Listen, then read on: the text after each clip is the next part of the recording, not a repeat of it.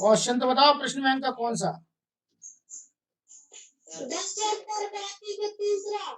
अरे बहन जी क्वेश्चन बोलना पड़ेगी, मेरे पास थोड़ी प्रश्न बैंक है।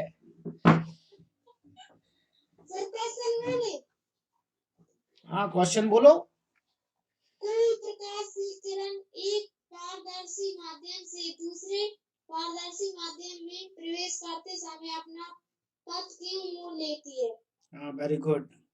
अब सुनो और समझो, ठीक है। ये कौन सा चैप्टर का क्वेश्चन है? जो बहन जी ने क्वेश्चन बोला है, अब एक पारदर्शी माध्यम से दूसरे पारदर्शी माध्यम में जाएगी कोई प्रकाश की किरण, कब देखेंगे अपन, ठीक ना। तो पथ क्यों मुड़ जाता है उसका कारण जानने का प्रयास करेंगे, ठीक। तो उसी के अकॉर्डिंग समझ रहे हैं।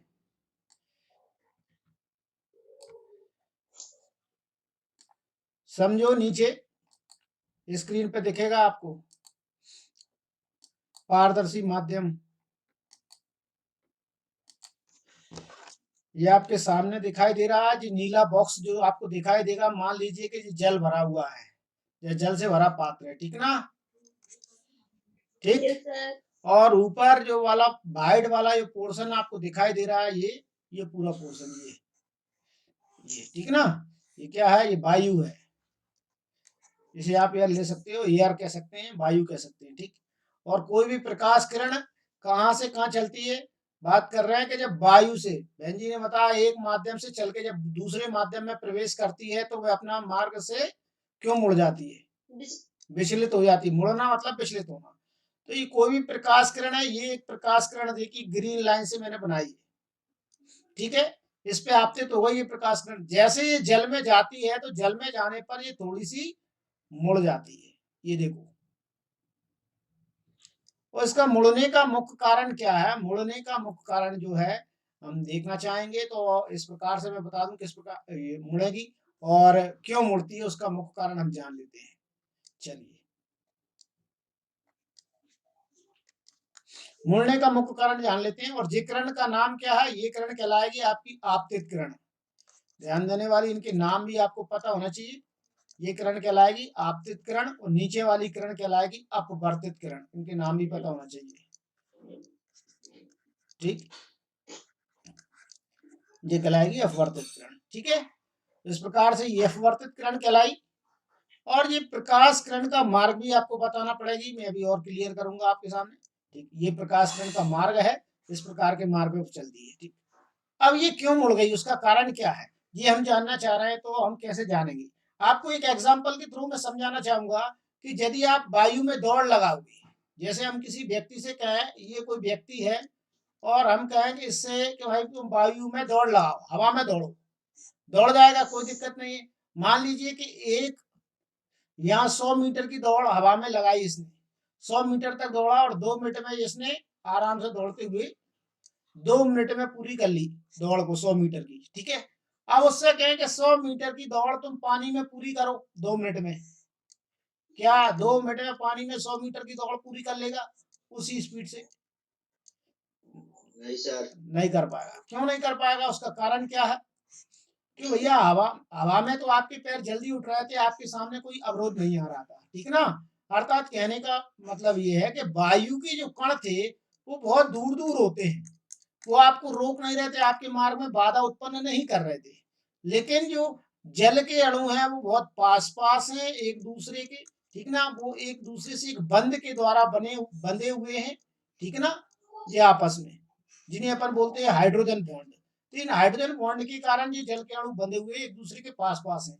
तो स्वाभाविक है जब हम नहीं दौड़ पा रहे तो प्रकाश भी इस पानी में सही तरीके से दौड़ नहीं लगा पाता। और यदि ये दौड़ता तो इसे देखो कितना लंबा रास्ता तय करना पड़ती, यदि ये दौड़ता तो यहाँ देखेंगे, यदि ये सीधा का सीधा ही चला जाता तो इतना लंबा रास्ता तय करना पड़ती। जो मैंने जल येलो रंग से बनाई है लाइन, देखिए दिख रही है, तो येलो रंग से लाइन दिख रही है, इतना लंबा रास्ता तय करना पड़ती है प्रकाश किरण को, जो कि अब हम देखेंगे लंबा रास्ता तय करना पड़ेगी तो टाइम ज्यादा लग जाता, समय ज्यादा लगता है कि नहीं, इस लाइन पर चलने में, ये लाइन पर चलने में समय ज्यादा लगता है प्रकाश को।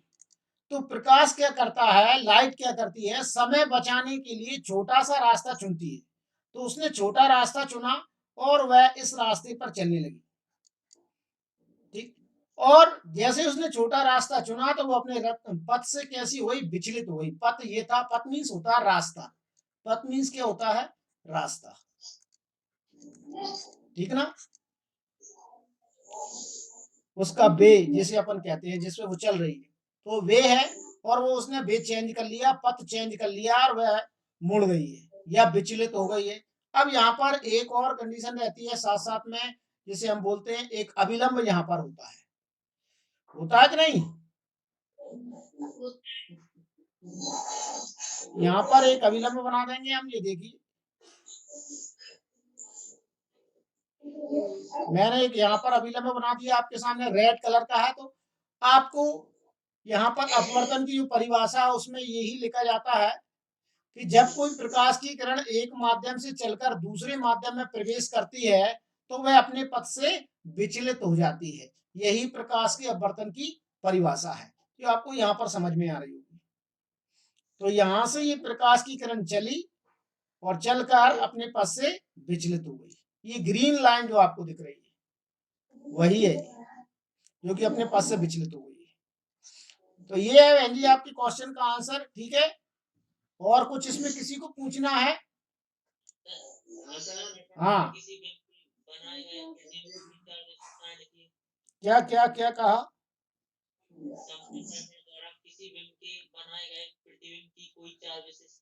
ठीक है, समतल दर्पण द्वारा बनाए गए प्रतिबिंब की कोई 4 विशेषताएं लिखिए। ठीक, यहाँ पर आप चेहरा देखते हैं आपका, ठीक ना, इस प्रकार से ये समतल दर्पण होता है। और यहाँ कोई व्यक्ति खड़ा हुआ है, वो अपना चेहरा यदि इस समतल दर्पण में देखना चाहता है तो उसका चेहरा हूबहू ऐसे ही दिखाई देता है। ठीक, ये सेम दिखाई देगा। अगर चेहरा दिखाई देता है उसमें आपको एक चीज नजर आती है जो कि आपने देखी होगी, right hand side left hand side हो जाती है। नहीं आ रही बात समझ में? देखिए मैं अपना हाथ उठा रहा हूं, अभी स्क्रीन पे दिख रहा है तुम्हें मेरा हाथ? दिख रहा है ना, जिसमें पेन पकड़ा हुआ है, कौन सा हाथ है मेरा? ये लेफ्ट हैंड नहीं, देखो भ्रमित हो गए ना, ये मेरा दर्पण का प्रतिबिंब है। आप देखिए, तो मैंने सीधे हाथ में पेन पकड़ा हुआ है, आपको ऐसा लगेगा लेफ्ट हैंड में पकड़ा हुआ है। सही है ना? और जो मेरे टोपा पे लिखा हुआ है वो आपको उल्टा दिखाई दे रहा है। तो ये क्या है, दर्पण का प्रतिबिंब के कारण जो परिवर्तन हो रहा है वो है। तो सबसे पहला परिवर्तन जो होता है, समतल दर्पण पर प्रतिबिंब बनता है तब जो परिवर्तन होता है उसे लिखेंगे अपन पार्श्व परिवर्तन।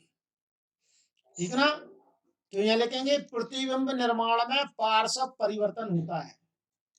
तो आप पहली लाइन लिख देंगे, प्रतिबिंब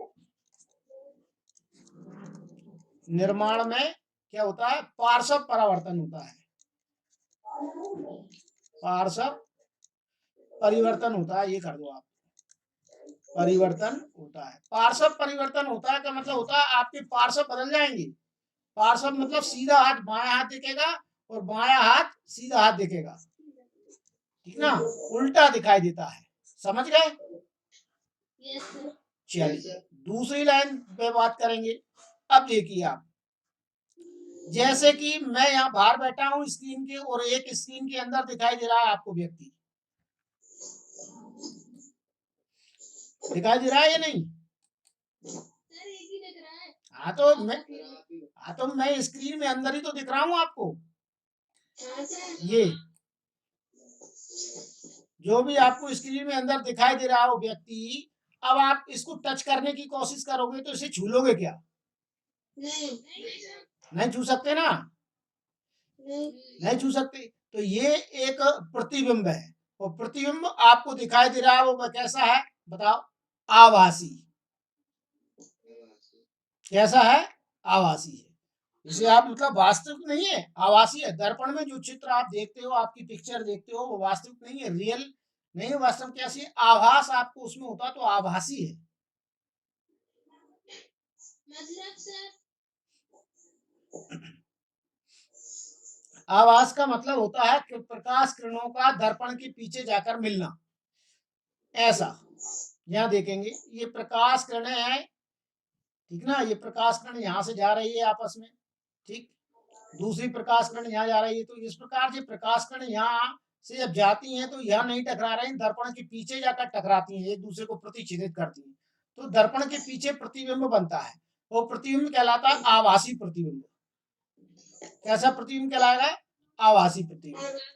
तो ये कहलाता है दर्पण के पीछे बनने वाले प्रतिबिंब होते हैं आभासी प्रतिबिंब, ठीक है। तो दूसरा बिंदु लिखेंगे आप, ये दर्पण पर बनने वाला प्रतिबिंब कैसा है? आभासी प्रतिबिंब है। ये समतल दर्पण की बात चल रही है, तो समतल दर्पण की लिख देंगे।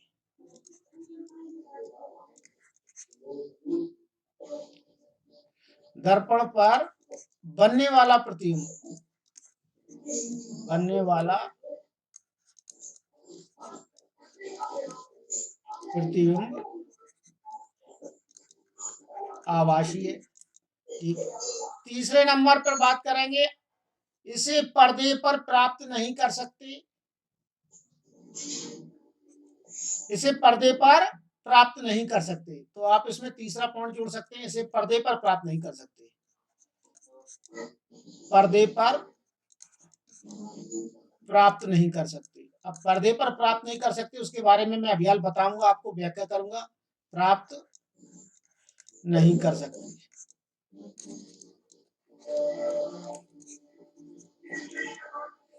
और प्रतिबिंब कैसा दिखाई देता है? वस्तु के समान आकार का, वस्तु के समान दिखाई देता है। प्रतिबिंब कैसा हुआ? वस्तु के समान। तो चार विशेषताएं आपको इसकी मिल गई हैं, ठीक है ना, तो चारों विशेषताएं लिखना है। अब हम देखेंगे कि इसे पर्दे पर प्राप्त नहीं कर सकते का मतलब क्या होता है। हाँ बोलिए।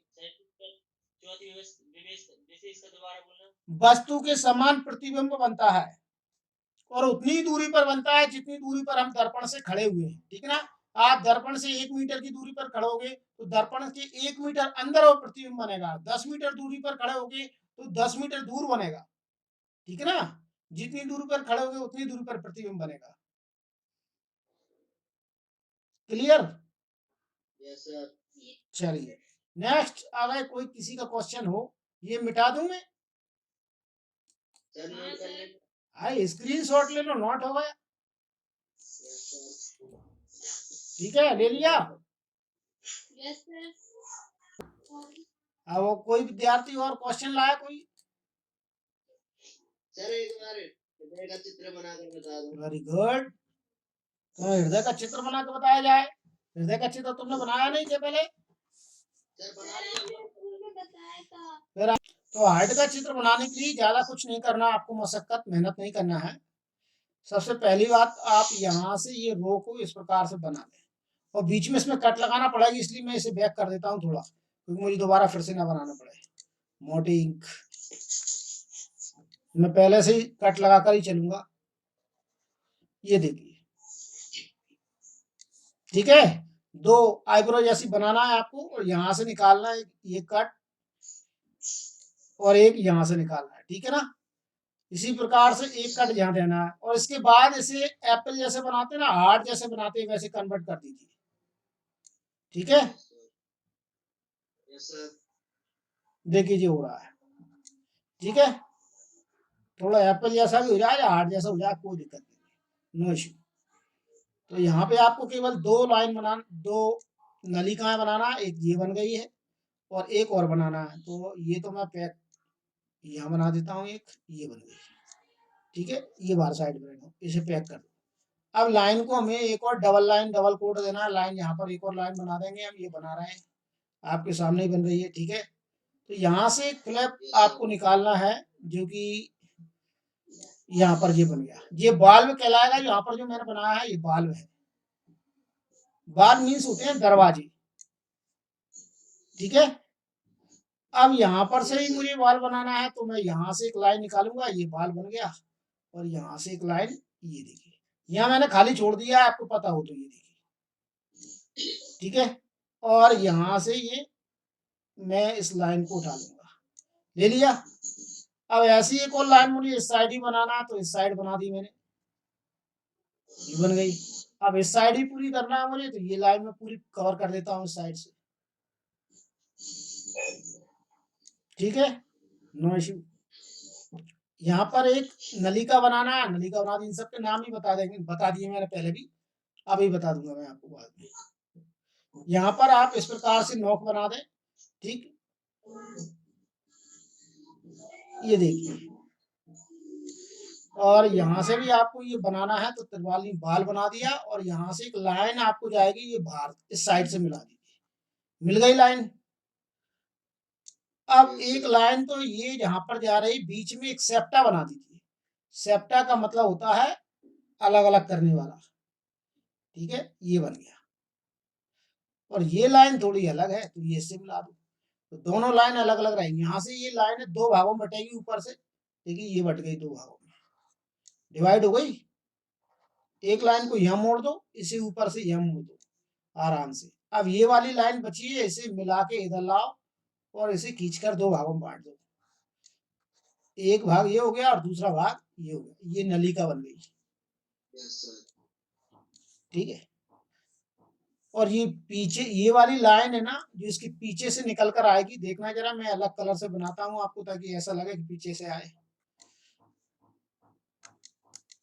ये देखिए, ये जा रही है ना, जिस हार्ट के पीछे से है ये लाइन, और ये कहाँ खुलेगी, ये खुलती यहाँ है, कहाँ खुलेगी, यहाँ बाहर साइड।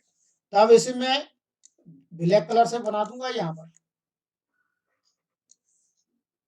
ये देखिए, ये खुल गई लाइन। बीच में जो दिखेगी ना, जो पीछे है, इसलिए हार्ट की येलो कलर की लाइन दिख रही है, वो कैसी है, हार्ट के पीछे से जा रही है, ठीक ना। अब इनके नाम लिखना है, तो नाम लिखना सिंपल रहेगा कि नहीं रहेगा, नाम तो मैं पहले, नाम तो लिख लोगे ना, चलो अच्छी बात है भाई, ऐसा ही डायग्राम बनना है, ज्यादा कुछ नहीं। और कोई, सर ये प्रतिबिंब वाला क्वेश्चन देखना। हाँ बहन जी, अब मैं प्रतिबिंब वाला क्वेश्चन देखता हूँ, ठीक है। प्रतिबिंब निर्माण कीजिए कि इसकी फोकस दूरी अनंत पर हो जाए वाला सर। प्रतिबिंब निर्माण दूरी, तो 6 प्रतिबिंब कंडीशन है, मैं 6 प्रतिबिंब कंडीशन आपको दिखा देता हूँ, ठीक है। तो 6 प्रतिबिंब कंडीशन आप देख लीजिए, आपको समझ में आ जाएगा किस प्रकार। सबसे पहले अवतल दर्पण में हम देखेंगे अनंत से चलकर आने वाली प्रकाश किरण, ठीक है ना। और उससे पहले इसका हम बनाएंगे मुख अक्ष, आपको पता है इसमें मुख अक्ष होता है कि नहीं, ये दर्पण का मुख अक्ष हो गया, ठीक है ना। और इसके बाद कोई प्रकाश किरण अनंत से चलकर आ रही है, कहां से चलकर आ रही है, अनंत से। अब प्रकाश किरण को ले लेते हैं हम, रेड कलर में ले लेते हैं प्रकाश किरण को, अनंत से चलकर आ रही मतलब बहुत दूर से चलकर आ रही है, देखिए एक प्रकाश किरण चलकर ये आई और दूसरी प्रकाश किरण चलकर ये आई, दोनों प्रकाश किरणें जो अनंत से चलकर आ रही हैं वो एक दूसरी, अब ये प्रकाश किरणें जब चलकर आती है अनंत से तो कहाँ से गुजरती हैं, हमने देखा था फोकस से निकलती है, ये आपको बताया था पहले, कहाँ से निकलती है, फोकस से। तो ये बिंदु यहाँ पर है, यहाँ पर जो मैंने प्लस साइन बन रहा है, इसका क्या कहलाएगा, फोकस बिंदु कहलाएगा। यहाँ से प्रकाश किरणें निकल रही है, अब एक दूसरे को कहाँ पर काट रही है ये बताओ, बीच पे, जहां से निकल रही है उसी बिंदु पर काट रही है कि नहीं, यस सर। तो ये बिंदु कहलाएगा फोकस, यहाँ पर ये काट रही है, फोकस से निकल रही है और फोकस पर ही एक दूसरे को काट रही है, ये तो इसका वक्रता है, फोकस पर ही काट रही है। और ये प्रकाश किरणें कहाँ से चलकर आ रही है, अनंत से चलकर आ रही है। तो प्रतिबिंब कहाँ बना, अनंत पर, सॉरी अनंत पर नहीं, फोकस पर, एक दूसरे को कहाँ काट रही है, फोकस पर काट रही है, तो प्रतिबिंब बनेगा फोकस पर। फिर से दोबारा मिस हो गया पेन,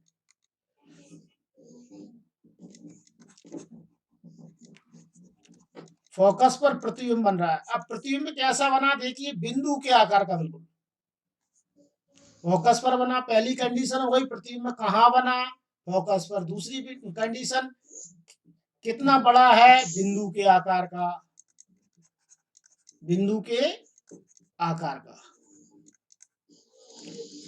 बड़ा, ये साइज बताएगा। तीसरी कंडीशन कैसा बना है, वास्तव में एक दूसरे के साथ काट रही हैं, क्रॉस कर रही हैं, काट रही नहीं, हकीकत में काट रही हैं। Yes, sir. तो ये वास्तविक प्रतिबिंब है। कैसा है? वास्तविक। ये कहलाएगा वास्तविक प्रतिबिंब।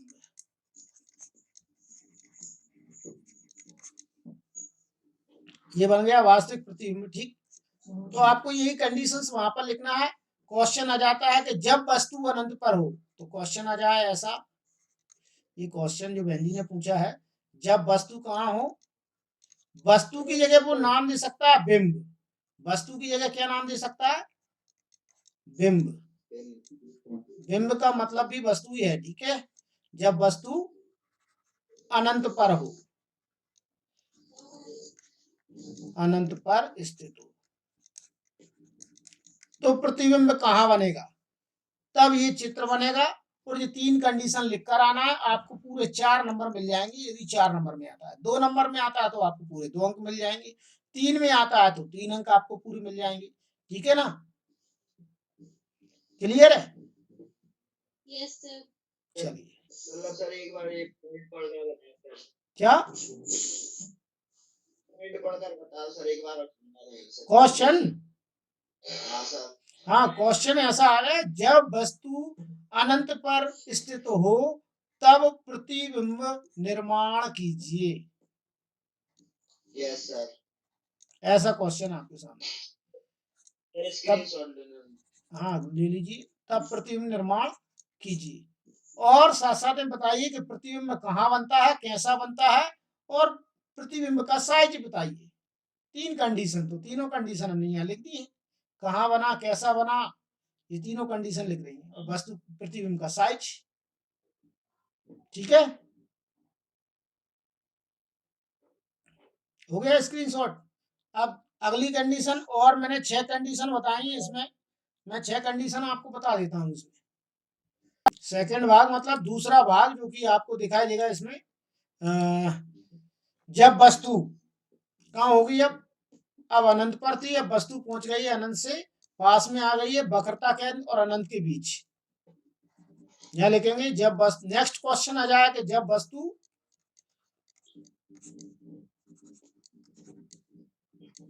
अनंत और सी के बीच हो। सी मतलब क्या होता है? वक्रता केंद्र। सी के बीच हो तब प्रतिबिंब निर्माण कहाँ होगा, तो ये हम देखेंगे। अब सबसे पहले तो ये एक मुख्य अक्ष लेंगे, ये मुख्य अक्ष हो गई।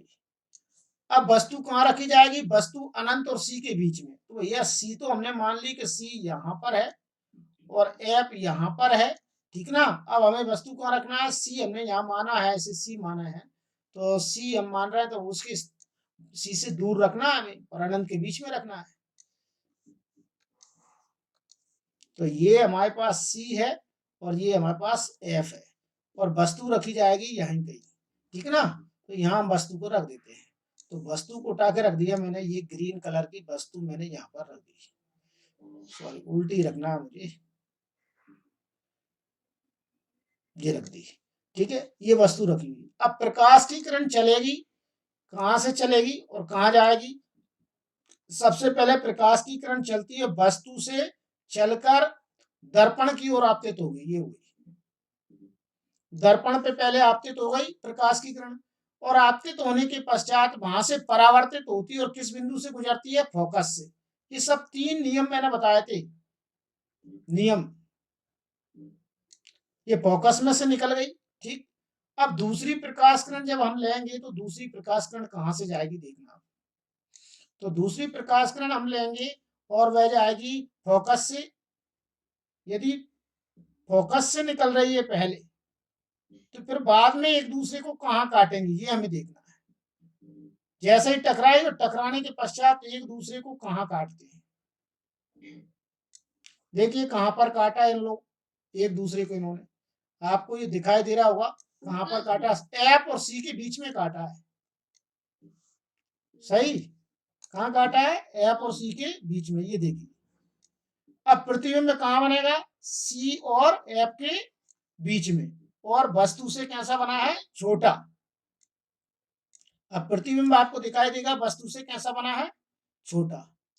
देखिए वस्तु कितनी बड़ी है, ये आपको दिखाई दे रही होगी, वस्तु यहाँ पर दिख रही है और ये आपको नजर आ रही है वस्तु, ये देखिए, और यहाँ पर देखिए प्रतिबिंब कितना छोटा है। ये वस्तु का नाम दे दीजिए ए बी, और यहाँ नाम दे सकते हैं आप ए डैश बी डैश, ऐसे नाम दे दीजिए, कुछ भी, या सी डी नाम दे दीजिए। तो आपको यहाँ पर नजर आ रहा होगा कि वस्तु से छोटा बन रहा है प्रतिबिंब, और कहाँ बन रहा है, सी तथा एफ के बीच में। तो आपको ये ध्यान रखना है कि अनंत और सी के बीच में जब वस्तु रखी होती है तब प्रतिबिंब बनता है सी तथा एफ के बीच में। प्रतिबिंब कहाँ बनता है, सी तथा एफ के बीच। ये प्रतिबिंब की स्थिति है, स्थान है, वहां बनता है सी तथा एफ के बीच में। अब कैसा बनता है, वस्तु से, दूसरे नंबर पर बात चलती है, कैसा बना है, वस्तु से छोटा। तो यहां लिखेंगे वस्तु से छोटा बना है, वस्तु से छोटा। ठीक, तीसरे नंबर की कंडीशन क्या कहती है, तीसरे नंबर की कंडीशन कहती है वस्तु से छोटा बना और प्रकाश किरणें वास्तव में एक दूसरे को काट रही हैं। ये देखिए एक दूसरे को काट रही हैं, ये प्रकाश किरण जो जाने वाली प्रकाश किरण है लौट कर, और वस्तु से वास्तव में एक दूसरे को काट रही हैं, तो ये प्रतिबिंब बनेगा वास्तविक प्रतिबिंब। इसे बोलेंगे हम वास्तविक प्रतिबिंब, ये कहलाएगा वास्तविक प्रतिबिंब। इसे हम वास्तविक प्रतिबिंब हमेशा कैसे होते हैं, उल्टे होते हैं, ध्यान रखना, इसलिए ये उल्टा बना है। आप इसे उल्टा भी लिख सकते हैं, पहले वाला भी उल्टा ही था, क्योंकि वास्तविक जितने भी होंगे वो सब कैसे बनेंगे, उल्टे। और हमारा दर्पण में हमें चित्र कैसा दिखाई देता है, सीधा। तो इसीलिए हम कह रहे थे कि हमारा जो प्रतिबिंब बन रहा था वो दर्पण में, वो कैसा बन रहा है, आभासी बन रहा है। कैसा बन रहा है, आभासी। तो ये कंडीशंस है, ये आपको ध्यान रखना है। ठीक है, इसमें कोई क्वेश्चन है किसी का? तीसरी कंडीशन क्या कहती है, जब वस्तु वक्रता केंद्र पर हो। कंडीशन 3, थर्ड कंडीशन, जब वस्तु, ये क्वेश्चन अपने आप में एक बड़ा क्वेश्चन है, पूरा नहीं आता इसलिए एक ही स्थिति पूछी जाती है, जब वस्तु कहाँ हो, वक्रता केंद्र पर हो। वक्रता केंद्र का मतलब होता है सी, और वक्रता केंद्र की परिभाषा आप देख चुके हैं, और पिछली वीडियो में मैंने बताई थी, उसमें भी आप देख चुके होंगे, नहीं देखे हो क्लास में भी मैंने बताई है। ठीक ना, वक्रता केंद्र को सी से प्रदर्शित करते हैं, जब वस्तु कहाँ हो, वक्रता केंद्र सी पर हो, और वक्रता केंद्र सी पर वस्तु होगी तब प्रतिबिंब कहाँ बनेगा। तो सबसे पहले मुख अक्ष, ये मुख अक्ष बन गई। ठीक, और दर्पण का ध्रुव कहाँ रहता है, आप सब जानते हैं, बीचों बीच में ये भी रहता है, ये भी आपको ध्यान रखना चाहिए, दर्पण का ध्रुव। अब वक्रता केंद्र कहाँ है, तो वक्रता केंद्र मान लेंगे यहाँ कहीं वक्रता केंद्र है, और इसकी आधी दूरी पर ये फोकस दूरी एफ है। वस्तु कहाँ रखना है, वस्तु अपन यहाँ से उठाकर, ये मान लेते हैं कोई वस्तु रखी है, तो वस्तु को मैं यहाँ रख देता हूँ वक्रता केंद्र पर। ये देखिए ये वस्तु रख दी मैंने। अब प्रकाश की किरण, ये प्रकाश की किरण चलेगी तो वो कहाँ चलती है, सबसे पहले प्रकाश की किरण जाएगी तो वह जाएगी मुख अक्ष की ओर। चलिए, मुख अक्ष के समांतर चलेगी, दर्पण पर आपतित हो गई, फिर कहाँ से निकलेगी, फोकस से निकलेगी। आपको ध्यान रखना है, फिर कहाँ से जाएगी, फोकस से होकर गुजरेगी। तो ये फोकस से होकर जा रही है, ये गई फोकस से। ठीक है, अब दूसरी प्रकाश किरण लेंगे हम, 2 प्रकाश किरणें लेना पड़ेगी कम से कम प्रतिबिंब निर्माण के लिए, आपको ये याद रखना पड़ेगी। कितनी लेना पड़ेगी, कम से कम 2। तो दूसरी प्रकाश किरण यदि फोकस से गुजर रही है तो बाद में मुख अक्ष के समांतर होती है, ये ध्यान रखने वाली बात है। कब मुख अक्ष समांतर होगी, बाद में। तो पहले ये आपतित हो गई और बाद में ये मुख अक्ष के समांतर हो रही है, यहां से ये मुख अक्ष के समांतर हो रही बाद में। इस प्रकार से ये आपको बनाना है डायग्राम। अब प्रतिबिंब निर्माण कहाँ हो गया, ये प्रतिबिंब निर्माण देखिए, आप प्रतिबिंब का निर्माण यहाँ पर हुआ है, और ये प्रतिबिंब का निर्माण जो हुआ है वस्तु के बराबर होगा, आपको ये भी याद रखना है। जितनी बड़ी वस्तु है उतना ही बड़ा प्रतिबिंब बना है, ठीक ना। और प्रतिबिंब कहाँ बना है, सी पर, और सी पर ही वस्तु रखी है। जब वस्तु सी पर होती है, वक्रता के अंतर होती है, तो प्रतिबिंब कहाँ बनता है, सी पर। तो पहली कंडीशन लिखेंगे, वक्रता के अंतर पर बनेगा, कहाँ बनेगा, वक्रता के अंतर। तो प्रतिबिंब बनेगा भैया वक्रता केंद्र पर।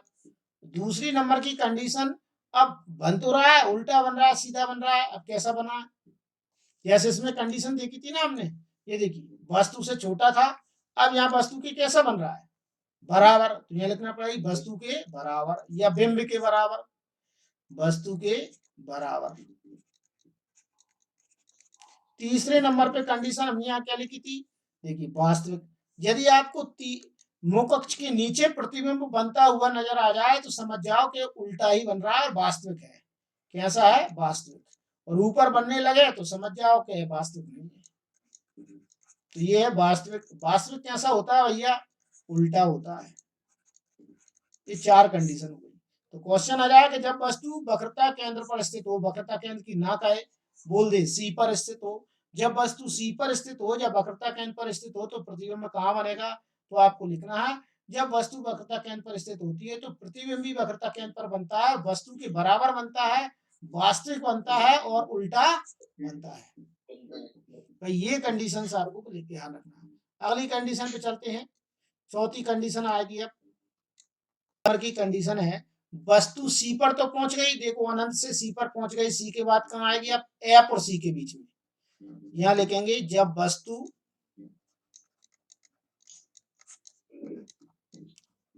सी तथा एफ के बीच हो। 6 कंडीशन है इसमें। जब वस्तु कहाँ हो? सी तथा एफ के बीच में हो, तब प्रतिबिंब कहाँ बनेगा? तो सबसे पहले मुख अक्ष, ये मुख अक्ष खींच दी हमने, ठीक। दर्पण का ध्रुव ले लीजिए, दर्पण का ध्रुव बना देंगे, तो ये दर्पण का ध्रुव हो गया पीछे। यहाँ पर इसकी वक्रता केंद्र हो गई, ठीक ना, ये इसका फोकस हो गया। तो यहाँ पर ये सारी चीज हमने लिख दी, ये सी है, ये एफ है, ये हमने नोट कर लिया, ठीक। अब वस्तु को कहाँ रखना है? एफ और सी के बीच में। तो वस्तु रखी जाएगी एफ।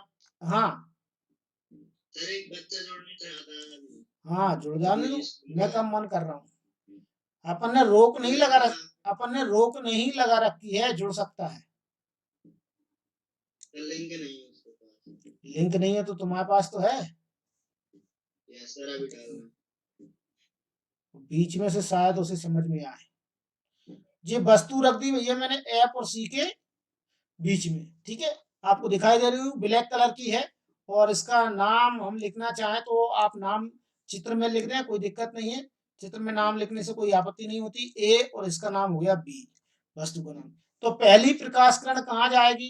तो यह पहली प्रकाश किरण निकलेगी वस्तु से, तो मुख अक्ष के समांतर जाएगी और दर्पण पर आपतित हो जाएगी। जो वही आपतित, जो तीर का निशान लगा दिए, इधर जा रही है।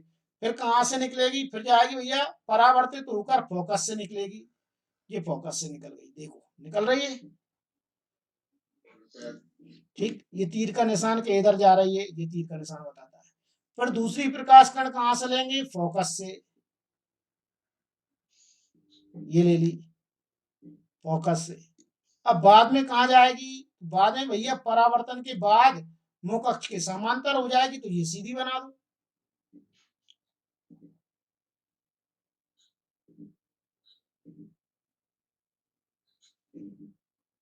एक मिनट जस्ट,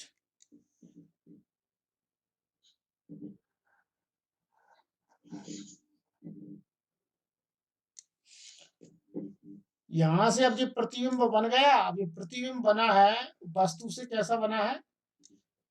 बड़ा, और वक्रता केंद्र के बाद और अनंत के बीच में। तो सी जो था वो कहाँ था और प्रतिबिंब कहाँ बना है? तो ये आप देखोगे, ये तो आपके सामने सी, और सी के बाद जो प्रतिबिंब बना है ये यहाँ पर, ये देखिए, ये प्रतिबिंब जो बना है वो सी से परे बना है, दूर बना है, वस्तु से बड़ा बना है, ठीक ना। ये आप देख रहे हैं उल्टा बना है, तो वस्तु कितना छोटा है, प्रतिबिंब ज्यादा बड़ा है। तो यहाँ से आप इसमें लिख सकते हैं कंडीशंस। पहली कंडीशन आप लिखोगे कि प्रतिबिंब कहाँ बना है? ये तो सी है और इधर कहीं क्या है? अनंत। तो आपको लिखना है सी तथा अनंत के बीच में। तो प्रतिबिंब बना है वक्रता केंद्र तथा अनंत के बीच, वक्रता केंद्र तथा अनंत के बीच। तो प्रतिबिंब बना है वक्रता केंद्र अनंत के बीच में। अब दूसरी कंडीशन कैसा बना है, वस्तु से बड़ा, तो वस्तु से बड़ा है, आप देखेंगे वस्तु से बड़ा प्रतिबिंब बना है। तीसरे नंबर पे वास्तव में एक दूसरे को काट रही है प्रकाश किरणें, तो अपन इसे कहेंगे वास्तविक प्रतिबिंब है। कैसा है, वास्तविक प्रतिबिंब है। ठीक, यहाँ लिखेंगे वास्तविक प्रतिबिंब, ये कंडीशंस आती हैं तो आप इन्हें लिखेंगे। चौथे नंबर पर प्रतिबिंब कैसा है, उल्टा, देखिए तीर का निशान इधर बनेगा, ये नोक, तो यहाँ पर ये उल्टा प्रतिबिंब है। वास्तविक जितने भी होते हैं सब उल्टे होते हैं क्योंकि मुख अक्ष के नीचे बनते हैं, तो ये उल्टा प्रतिबिंब है। तो ये क्वेश्चन ऐसे आ जाए कि जब वस्तु सी तथा एफ के बीच स्थित हो तब प्रतिबिंब कहाँ बनता है, तो आपको ये कंडीशंस पता होना चाहिए, और कैसा बनता है तो ये पता होना चाहिए। ये चौथी कंडीशन है जो आपको दिखाई दे रही है। ठीक है, यहां से आप काम कर सकते हो उनका। अब इसके बाद चलेंगे अपन पांचवें नंबर पे, पांचवी कंडीशन। फोकस का मतलब है एफ पर स्थित होगी जब वस्तु, यहाँ पर नहीं दिखाई देगा जब वस्तु कहाँ स्थित होगी, फोकस पर स्थित होगी। तो सबसे पहली कंडीशन क्या होगी, हमें लिखना है कि जब वस्तु फोकस पे है तो फिर क्या बनाएंगे हम यहाँ, सबसे पहले बनता है इसमें एक मुख अक्ष, ये बन गया मुख अक्ष। ठीक, इसके बाद हम लिखते हैं यहाँ पर इसका नाम लिख देते हैं, मुख अक्ष के बाद एक दर्पण का ध्रुव बना देते हैं पीछे, तो हमने दर्पण का ध्रुव बना दिया पीछे। चलिए, ये दर्पण का ध्रुव है पीछे, ये मुख अक्ष है। अब हम यहाँ पर कहाँ रखना है, वस्तु को फोकस पे रखना है, तो हमने ये रख दिया फोकस, यहाँ पर ले लिया हमने, और दर्पण का ध्रुव वक्रता केंद्र हमने ले लिया यहाँ पर है। ठीक है ना, इस प्रकार से ये हो गया सी और ये हो गया एफ, ये मान के चलना है। वस्तु को रखा है अब हमने कहाँ पर, एफ पर। येलो रंग की वस्तु हमने ली है, दिख जाए तो, नहीं दिख रही होगी, कलर चेंज कर लेते हैं अपन।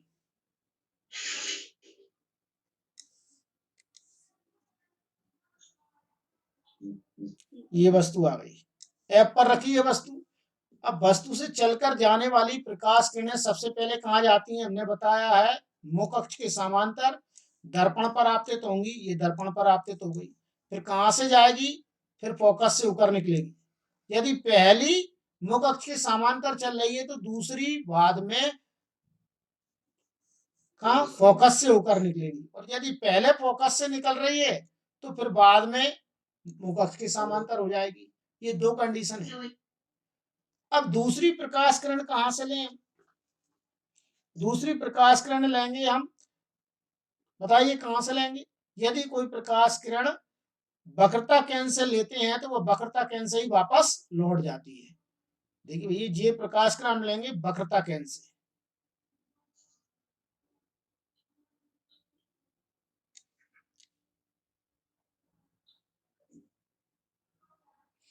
तो वक्रता केंद्र से लेंगे तो ये प्रकाश किरण जैसे ही वक्रता केंद्र से लेंगे और इसे आगे बढ़ाते हैं, बहुत दूर जाकर मिलेंगी, ये कहीं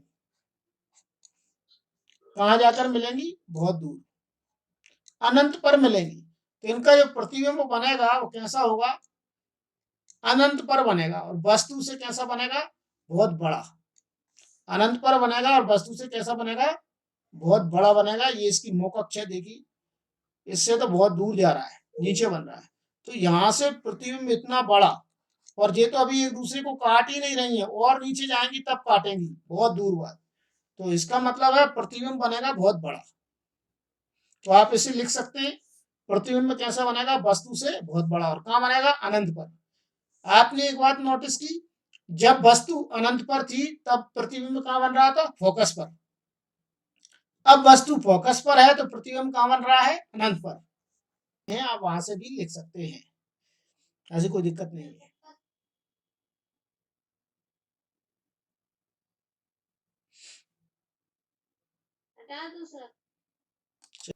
लास्ट कंडीशन में हम यहाँ देखेंगे कि जब वस्तु कहाँ हो,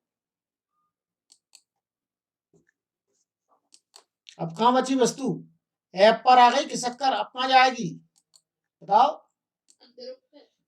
ध्रुव पे जाएगी। ध्रुव पर जाएगी नहीं, अब तो ध्रुव के पास में जाएगी, जिसे हम कह सकते हैं ध्रुव के पास में जाना। फोकस और ध्रुव के बीच में स्थित हो। चलो ये लिखा तो हो गया, लेकिन ध्रुव की जगह धूप लिखा हुआ है। चलन दो सब चल दो। सही है।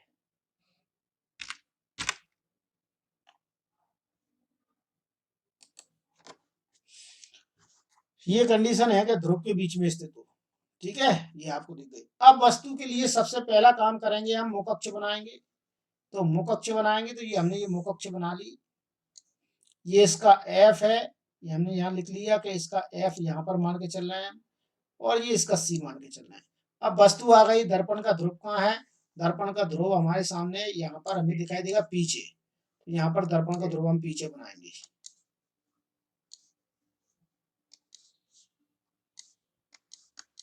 तो ये कहीं कहाँ है भैया?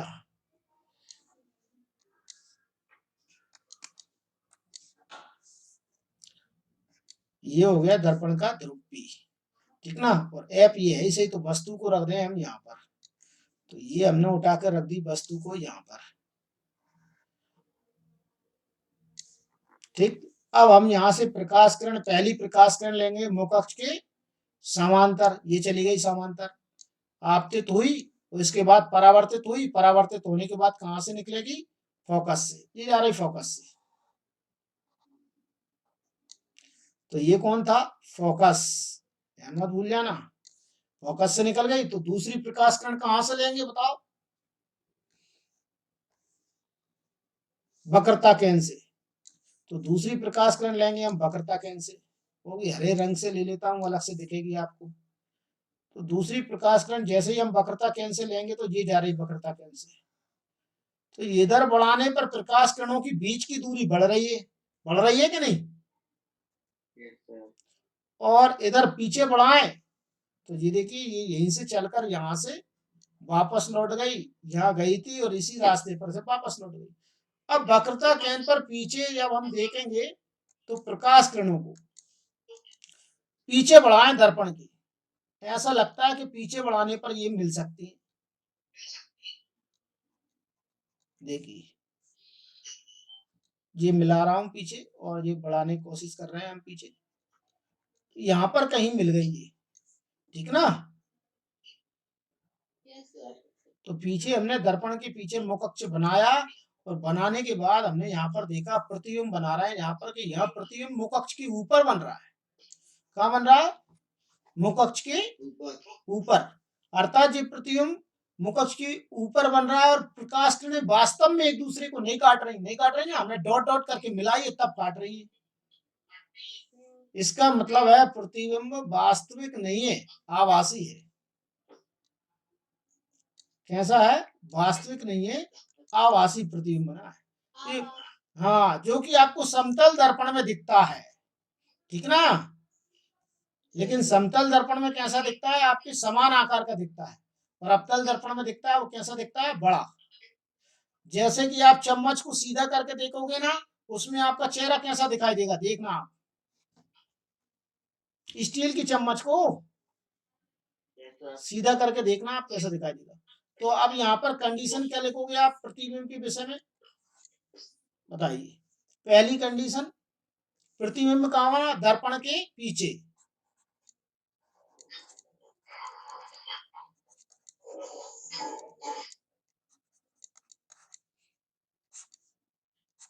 ये बनेगा दर्पण के पीछे। 1 मिनट में छोटा कर लूं पेन, क्योंकि साइज बड़ी कर दी मैंने इसकी, तो लंगर आ गया बीच में। दूसरे नंबर पर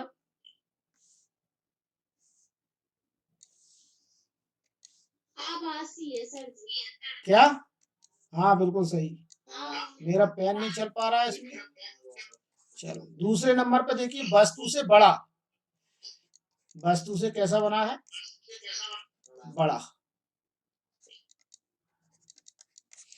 और तीसरे नंबर की कंडीशन पे देखेंगे आभासी, क्योंकि मुखअक्ष के ऊपर बना है, इससे ही हमें समझ में आ गया कि आभासी है, तो आभासी हो गया। चौथे नंबर पे कैसा बना है? सीधा। देखिए आप, ये सीधा प्रतिबिंब है। ये 6 कंडीशन हो गई आपकी पूरी, ठीक है। Yes sir. ओ बहन जी तुम्हारा क्वेश्चन का हल भी हो गया जी, और सुबह 6 बजे मिलो फिर। Yes sir.